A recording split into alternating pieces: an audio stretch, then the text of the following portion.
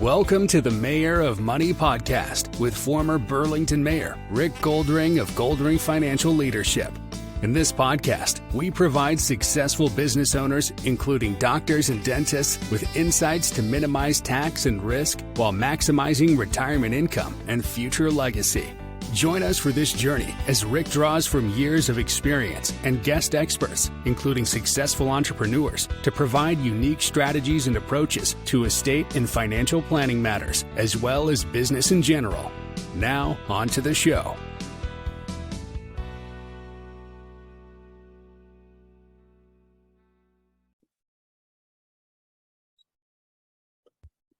So I want to welcome, been looking forward to this for some time. I want to welcome Sasha Cucuz. Sasha, did I pronounce that correct? Cucuz? You did. It's close enough for sure. Wonderful. So Sasha is the CEO of Greybrook Securities. He's a partner in Greybrook Capital. They are a big development company based in Toronto who have invested in over 100 residential and commercial real estate projects with an estimated completion value of over $30 billion. So needless to say, Sasha, you know development extremely well. So here we are in November of 2022 recording this. There was a provincial election earlier this year. There was a municipal election near the end of October. And right after the municipal election, the province brings in some new legislation to try to build more housing sooner. And the Premier and the Minister of Housing have used the terminology, a housing crisis, a shortage of housing. Is that legitimate? Do we have a shortage of housing? No question. I think that we have, no matter how you slice it, affordability is most primarily impacted by a gap between the supply of available housing and the need for housing. And there's other factors, but the biggest driver is just we don't have enough dwellings, I'll call them, or units of housing. It doesn't matter whether it's a condo, a townhouse, a semi, a single family home. They're all required in various quantum because families don't have uniform needs. But across the board, we simply don't have enough of them. And that has been putting the persistent upward pressure on housing prices. So, we can point back to 2020 and this big spike in prices. We can look at today and see it drop. All of that is noise when it comes to the long-term trend, which is driven by this exact thing we're talking about. So what are the big factors that are pushing housing prices up? And as much as the government wants to go and move some new housing units into the marketplace, higher interest rates is forcing developers to take a little different view and maybe defer some projects because of higher interest rates. Can you comment? Of course, yeah. I mean, listen, there are economic realities to development, and one of the most impactful things on housing in general, whether that's the production of housing, which is what the development community is responsible for, or buying and owning a home, it's very credit sensitive, right? Interest rate sensitive, as we're seeing today. And today's overall interest rate environment, the fact that inflationary pressures are also taking the sales out of budgets and people are being a lot more austere, and some economic uncertainty over the next little while is of course putting a damper on housing. Now, unfortunately, I think that this is going to have a compounding effect on our supply demand issue, which is probably why the provincial government, for their part, is really foot on the gas pedal trying to get more housing built now, and they're creating better pathways. They're trying to cut a lot of the red tape. They're trying to get developers to build as much as they can, even in economic conditions they may not be as supportive, because if developers take their foot off the gas and now, because of economic conditions, build less houses, sell less homes, today's sales are tomorrow's construction. This, as long as we continue to have our targeted immigration levels and whatnot coming in Ontario, all we're doing is compounding the problem down the road. Like when credit conditions normalize and they will inevitably, you can look at 40 years of data that would suggest that. When those things normalize to whatever degree, I'm not suggesting they have to go back to zero. They have to go back to a level that is more achievable. And when prices line back up with people's capacity, it's game on again. And what you're going to have is 1, 2, maybe even 3 years worth of shortage because of the current environment. And now that's going to compound the lack of supply that we're hoping to solve for today. So, Sasha, I heard you speak at a particular conference about a month and a half ago, and you were talking about development. You were talking about the fact that most people, a lot of elected officials, don't really understand the development process. They don't understand capital formation of what's required to build all this housing. That you need the support of the banking sector, but you need the support of others as well. And you really sort of shed a light on the whole process that the development industry goes through. And I thought that if I was still mayor of Burlington, I would bring you in as a guest speaker to speak to council. I bring you in to speak to staff at the city, and equally important, if not more so, bring you in to talk to the public about the whole process of development, because the vast majority of people don't understand it. They're critical of the development industry of making too much money. But inherently in the whole process, it's a challenging one, and there's all sorts of risks that are part of the process that you go through. Can you enlighten us as far as the process that a developer goes through when they acquire a piece of property, and that whole lengthy process that you have to go through before a project comes to fruition? Because it's not a matter of a couple of years, it's much longer than that. Yeah, I mean, Rick, you know this better than anybody because you were one of the few people, I think, that really had a good grasp on this during your tenure in Burlington. And that's, I think you understood these concepts, and which is why you were very supportive of helping the industry get the amount of housing built that was required. But as you saw yourself, there are a lot of headwinds to that. And I think part of the issue, and I've done my best to try to bridge the gap when it comes to discussions with policymakers, elected officials, and their teams, to try to help them understand the economic realities and the constraints that exist in the industry. Because it's not the narrative that developers just want to make more money and housing prices have gone up considerably, and as a result of that, that's a big windfall to the development community, simply isn't an accurate narrative. And I can tell you that when we built something in 2007 in downtown Toronto, selling the inventory at $450 a square foot, our margin, so the margin to the development, was higher than selling it today at $1,450 a foot. So if our margins haven't fattened up, what's happened in between? And I think people need to understand the cost buildup, where the money has to come from, because again, it's not the developer that's just reaching into their pockets and writing billions of dollars of checks to be able to finance these large scale projects. The capital markets are all responsible for this. So equity comes from places, investors, institutional, individual investors. Of course, developers and people like us are also putting up their own money, but largely the capital comes from capital markets. And then when you get to the point of construction, you're going to the bank, you're getting a bank loan for about 65% of the cost of that build out. And that bank is also looking for certain parameters to have been met, minimum margins, buffers and cushions to make sure their money's protected.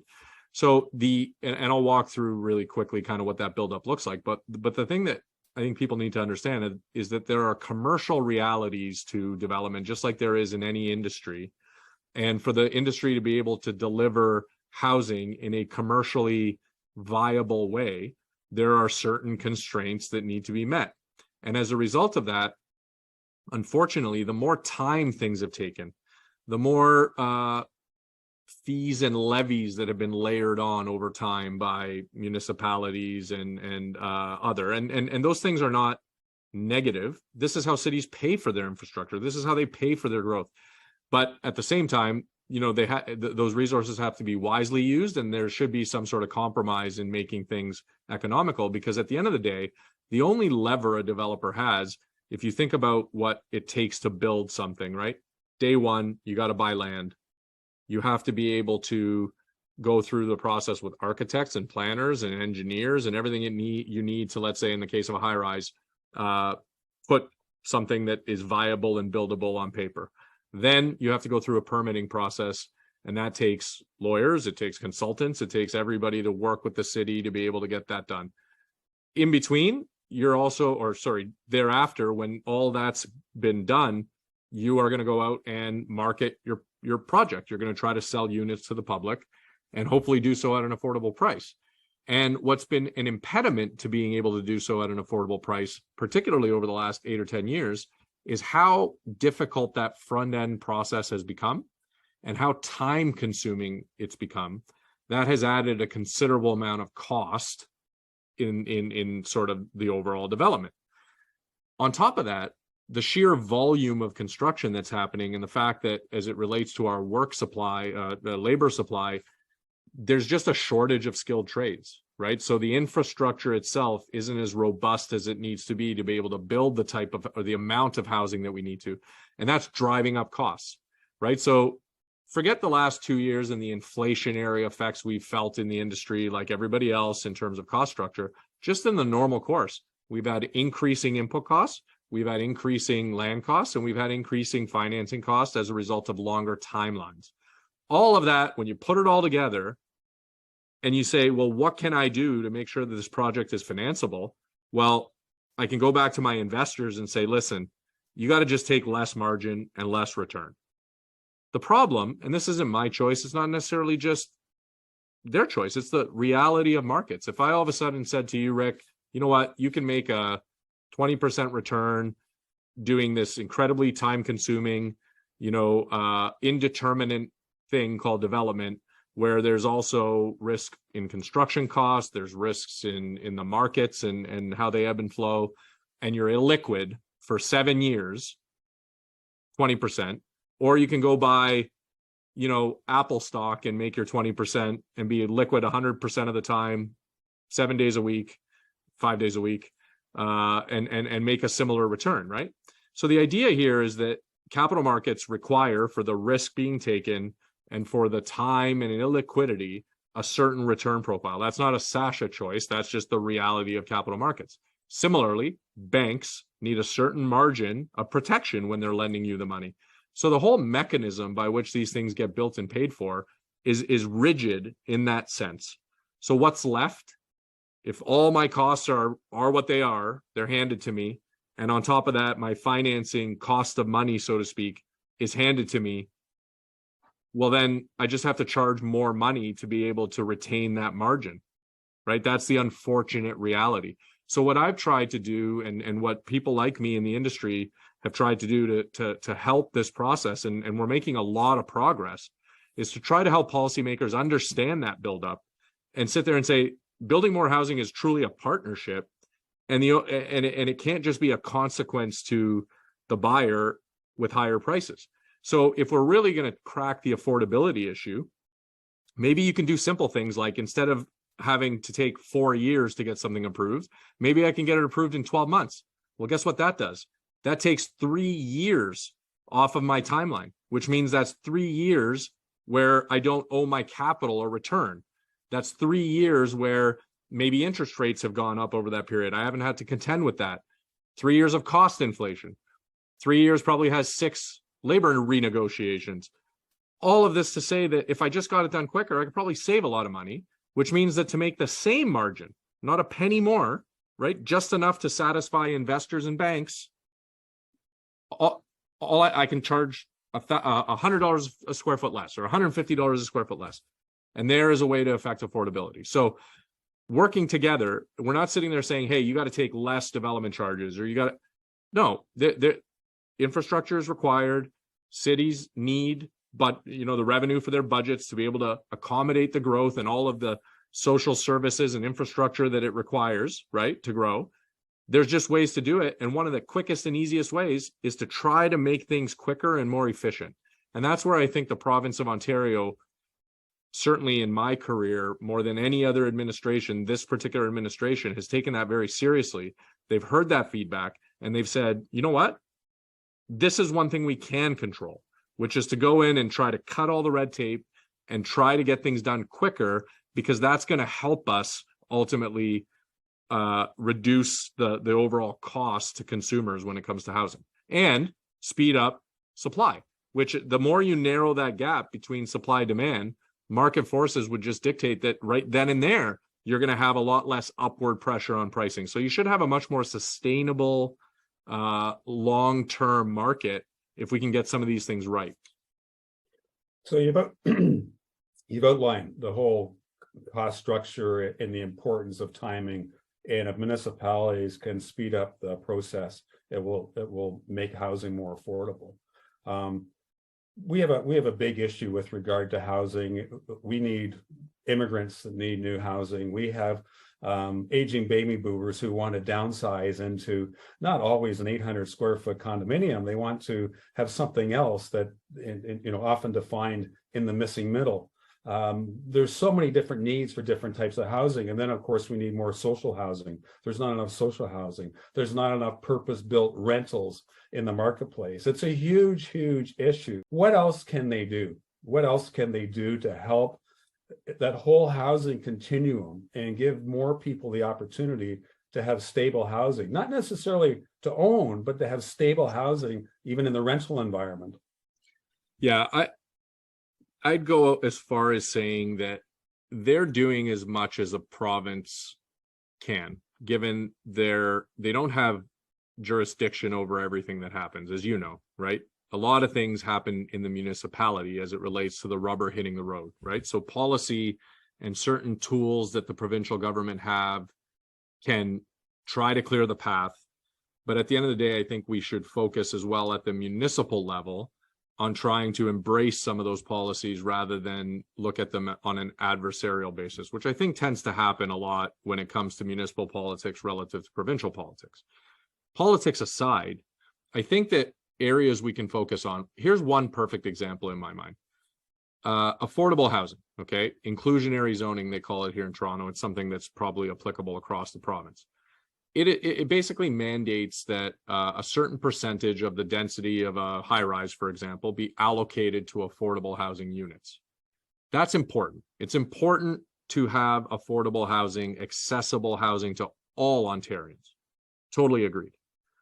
The mechanisms that exist today, however, those prescribed rates for affordable housing, right, are at a loss to the development.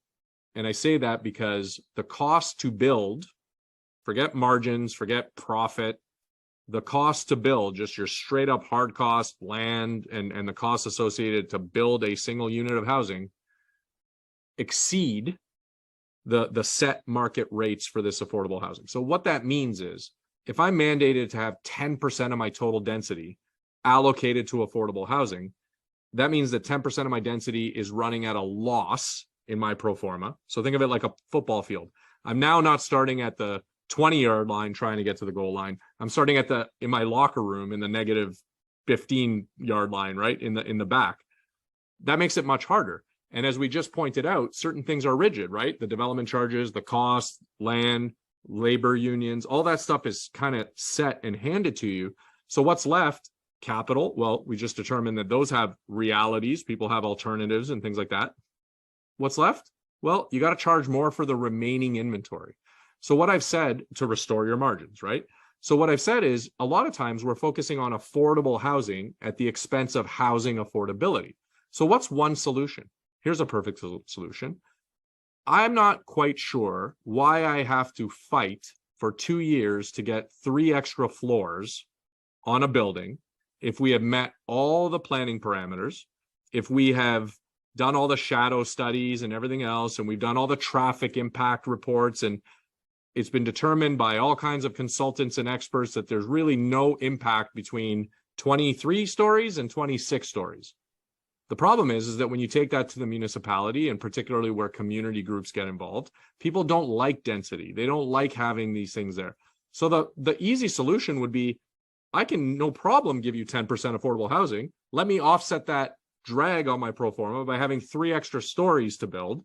And by the way, nobody will even notice. Like, we've done studies where unless you're literally standing a kilometer away from the building looking at an angular plane, you can't even tell the difference of whether it's higher or lower. So it has no community impact if the studies have been done and the parameters have been met.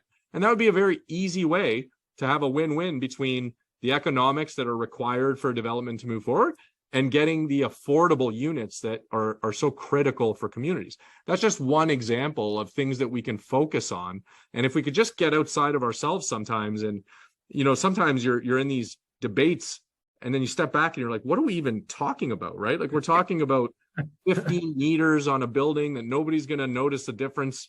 And we could solve so many problems. And of course, that's easier said than done because, unfortunately, not everybody has aligned interests and incentives, right? So I, as a developer, have an interest in trying to build a profitable project.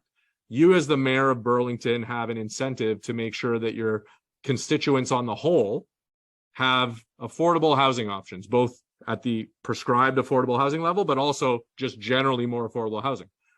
Well, that counselor in that exact ward may say, yeah, but not really here. Like, that's better off over there. And some of the community members who are vocal in that particular ward might say, oh, no, I hate it. It'll be more traffic. It's too noisy with the construction, and we got to close the main street for 2 years. And I don't like that. And so when because their interests aren't necessarily, let's talk about some of the community, like, their interest may not be, hey, we got to create affordable housing so new people can come to my neighborhood. Like, they're sitting there thinking, oh, well, it's my neighborhood. I kind of like it the way it is.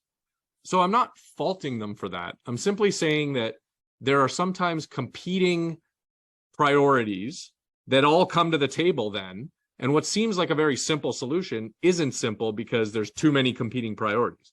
And that's something I think that we have to solve for. And a way to do that, I think, Rick, is education. Like, I think as an industry, one thing we failed at, and I've said this in multiple industry forums, whether people listen to me or not is a different thing. You know, we spend a lot of time lobbying, right? We have to, because we have to lobby government to be able to make sure that we have policy that conforms with what's required for housing and all these things. But we don't spend any money in PR. And I'm like, guys, if you just educated people on the consequences of such staunch opposition, if you just educated people, you know, not that I want to call out government in any way, but I always make a joke about this. We're the only industry in the world that I know of where we sell a unit of housing at $750,000. That's the price. You're paying $750,000. That's your price. The taxes, the development charges, all of the things that have nothing to do with my costs other than the fees and levies are included. Like, mostly everything else. You buy a car, if anybody's bought a car lately, right?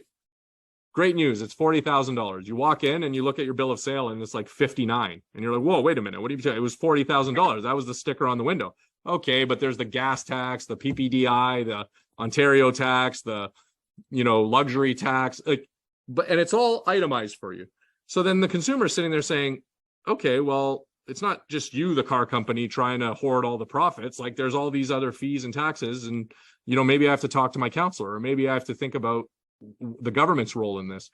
We don't do that as an industry. We do a terrible job educating people to sit there and say, well, guys, you're pointing the finger at us saying we need more affordable housing. And when I go into a municipal meeting and say, okay, great, is there any chance that you can reduce your parkland dedication? No. Well, is there any chance that you can not increase your development charges 5-fold this year? No. Is there any well, okay, well, then this isn't really a partnership in that sense. Now, I'm oversimplifying. These are obviously very complicated things. And in many ways, in every way, we embrace our municipal relationships to try to move the ball forward. And I got to say, it's moving forward. Okay, so that, I think, is great news for the industry. But I think a little education, particularly to the public, not the public sector, because I think by and large, you know, you are well aware of this. A lot of your colleagues are aware of this. It's really the public, because at the end of the day, elected officials are there to represent the interests of their constituents.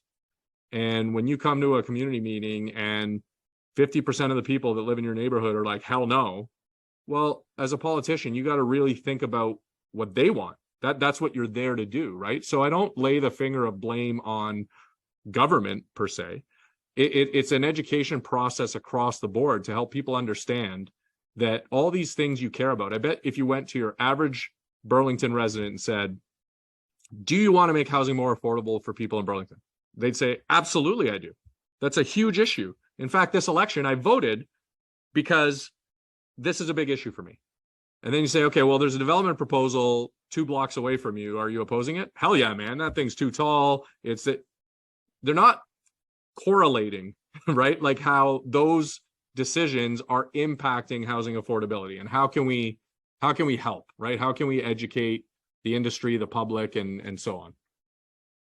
I remember not all that long ago, probably about 5 or 6 years ago, at a meeting of Halton Regional Council, and we were debating or discussing a strategic plan. And one of the items I wanted to include in there was an educational piece about density in intensification and why we needed to go that way. And there was certainly a lot of objections from my colleagues on Halton Regional Council who said something like, I don't want to be a cheerleader for intensification or density because my residents don't like it. And I always felt that, we need to educate people. People don't have to like it. We need to educate people. We need to be very straight with people about where we are, where we are, and why we are where we are, and why we need to make decisions in a certain direction. And I always felt that people would be fair with that if they were really clear. It was up to us to be clear about what the intent was and what the objectives were and where we were heading as a community. And unfortunately, the reality is that people get elected for 4 years, and that's the time horizon. Yeah, and that's what people focus on.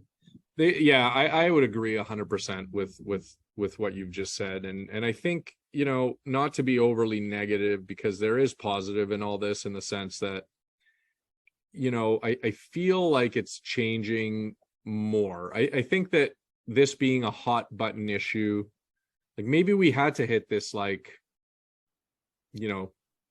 peak where people were like, what the hell? Like, to really think about, well, what's causing this? And then it became an issue in the election, and people started to try to understand it better.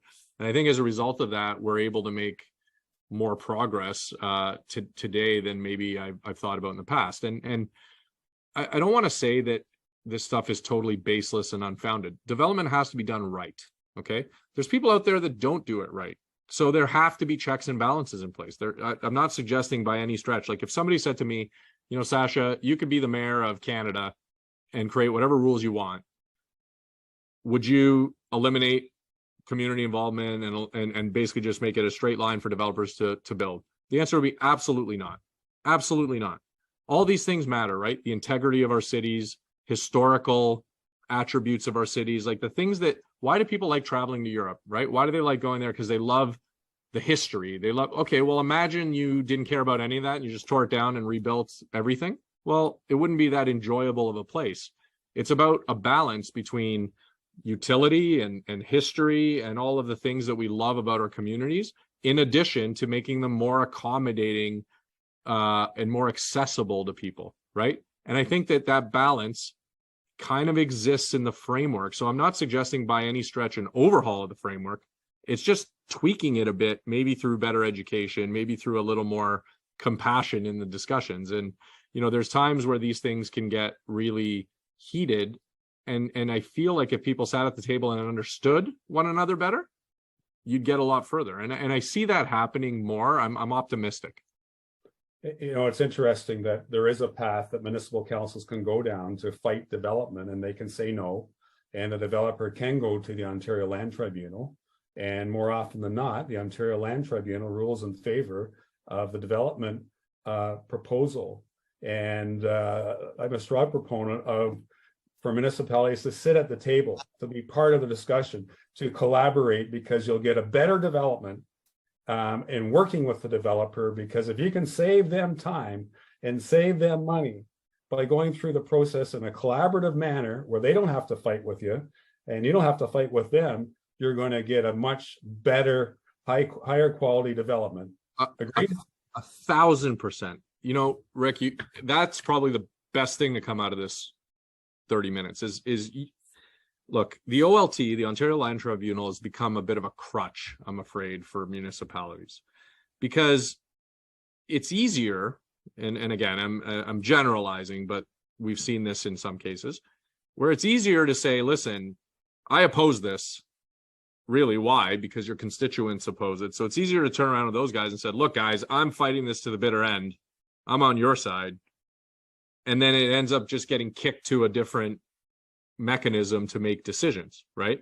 And the result of that, as you pointed out, is the Ontario Land Tribunal, more often than not, ends up approving developments. And sometimes the narrative in certain political forums is, well, they're just cronies and they do what developers want. That couldn't be further from the truth. The Ontario Land Tribunal, think of it as an appeals court. They're a court. They are literally there to observe the letter of the law and look at all of the Planning Act, look at all of the various studies, ancillary studies that have been done. And if you have conformed to all these things, you're going to get an approval. So why is it that they win most of the time? It's because most good developers do all that work. You're not coming with this like crazy plan. I'm putting like 85 stories in a single family community. No, you're conforming to all of the studies that have been done. You've done the engineering, you've done the shadow studies, you've done the traffic impact studies, you've conformed to the official plan, you've conformed to height caps, you've done all those things. And then you're still getting opposition. But a lot of the opposition isn't rooted in good planning. It's just, yeah, I just don't want it, or it doesn't make me feel good, or it's whatever those reasons are. When you take that out of the sphere of negotiation and put it into the hands of a court, they're not looking at people's feelings. They're looking at the Planning Act and how the law is interpreted. And that's why, in most cases, the developer wins these things, because they're the ones that have a properly rooted development proposal. Now, what you've suggested would be 100 times better, right? You'd get a much better development, because at the negotiating table, to save that time rather than having to go to appeals court and go to OLT, the development's willing to give up concessions for the community and for the city. And it's not just about height, and it's about parks. It's about investments in community infrastructure. It's about putting a daycare on site. It's about doing all the things that the community needs. And that's the opportunity to build those into the development in a reasonable fashion. And then what you're going to get to your point, if you've had that dialogue and really put the effort in, you're going to end up with a much better development for the community, right? Whereas if it just gets to this adversarial place, then it goes to the tribunal, and at that point, you're already there and you've already spent the time. So you're just going to look to try to maximize all of the allowable legal parameters of a development, and then that's what you get. And I think that we'd be much better off if we could just park that adversarial relationship, which I think a lot of times, again, unfortunately, has become a bit of a crutch, where it's just, as an elected official, I can look my constituents in the eyes and say, look, man, I've done everything I can. It's out of my hands now.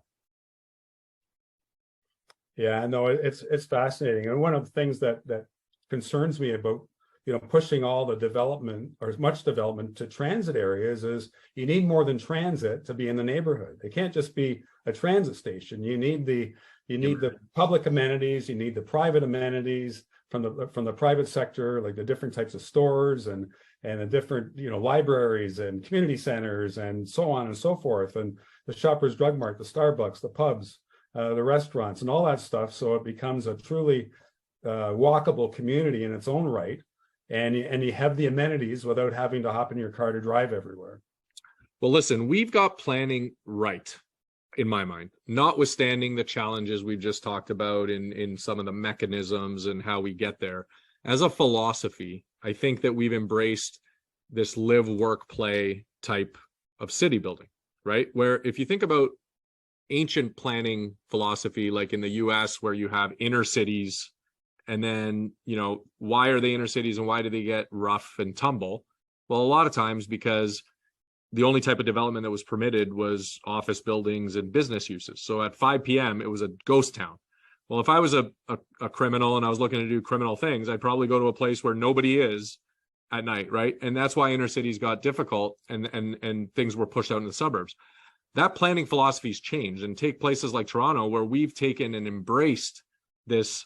A safe community is a 24/7 community. So if you allow development uses of all types, employment lands, offices, retail, residential, transit, all in one area, that community will be vibrant all the time, right? And by promoting mixed income communities, so this is where it's important to have affordable housing within developments. It's not okay to have a development that's 100% homogenous and then have all the affordable housing shifted into another area or another building. You want to make these things mixed because it promotes a lot of great things, including the safety of communities. So by and large, we have it right. We're not perfect by any stretch, right? So I don't want to sound overly negative because you lived through these challenges. I lived through these challenges. It's better than a lot of places in the world, but it can get better. Listen, Sasha, this has been a great discussion. I thank you very much for engaging in the type of discussion we've had. Been very, very enlightening for me, and I'm sure a lot of other people who will be watching. Before we go, I do want to talk a little bit about Greybrook and the opportunities that you create for non-developers, for regular people to invest in development projects. Can you tell us a little bit more about that? Yeah, absolutely. So our entire business is built on allowing investors to access these types of opportunities that we think are great investments at the end of the day. We've been successful in doing it. Obviously, people can see that this industry, is a viable, vibrant industry. So our business, when we started it, it was our own capital. And then we started to open it up to some others. And those others were family and friends, really. Fast forward 18 years, and today we have over 8,300 investors in 30 different countries, individual and institutional. And frankly, we focused on individual investors because our view of the world was, your typical individual has access to, and things have changed over time, but before, you have your stocks and your bonds and some mutual funds, and alternative investments weren't really a thing that most individuals were seeing. Meanwhile, institutions and pension funds, the highest proportion of their weightings were allocated to alternatives and things they call non-correlated to market. So we looked at it and said, well, why shouldn't individuals have access to this type of investment? It's a great investment. We put our own money in first. It worked very well. We started to expand it to our family and friends and have grown since then. So today, where we have a lot of demand from institutions, we have a lot of demand from different capital sources, we've kind of stuck to our bread and butter of dealing with individual investors. And frankly, the way we work with people is if somebody wants to invest in this type of strategy, we spend some time with them to understand, make sure they're appropriate, because the biggest issue in this isn't so much the investment risks. Like there's investment risk in pretty much anything you can do. It's more the illiquidity, right? It's the timelines. You got to think about the fact we've just talked about how long these things can take. So it's really making sure that you have enough liquidity in other places that you can allocate to things like this. And then from there, how can we build a diversified exposure across different developers, different cities, different types of housing, so that you're not beholden to one corner of real estate in one city. And we try to work with people on that basis and create a good exposure for them so that over time they can make a pretty great return in our mind. And the minimum for some of your projects is like $25,000. $25,000. Yeah, it's always been very low. And you can use registered plans. So we were one of the first in Canada to pioneer this in the early 2000s. I think many people can do it now, but you can use RSPs, TFSAs, LIRAs, RESPs, any of these funds can be used. And we found that that's really a great mechanism for people, because most of that money, depending again on what age you're at and all that kind of thing, isn't really money you're going to draw down on today. So whether it's sitting in a development that's illiquid or whether it's sitting in a mutual fund or whatever the case may be, it's not money you're going to rely on to live your life this very second. So those funds tend to lend themselves a lot better to things like development that could be a little more time indeterminate. Listen, Sasha, a big thank you for taking time today to be on the Mayor of Money podcast. This has been very enlightening for me, and very enlightening, I'm sure, for other people that'll be listening and watching a particular podcast. A big thank you for taking your time. And I want to say thank you to everybody who's been watching and supporting the Mayor of Money podcast. And we'll see you next time on the Mayor of Money. Sasha, once again, thank you. Thank you for having me. Thank you for listening to the Mayor of Money podcast. Click the subscribe button below to be notified when new episodes become available. If you'd like to have a one-on-one discussion with Rick or have an idea for a particular guest or topic, contact him at rick@rickgoldring.com. See you next time on the Mayor of Money podcast.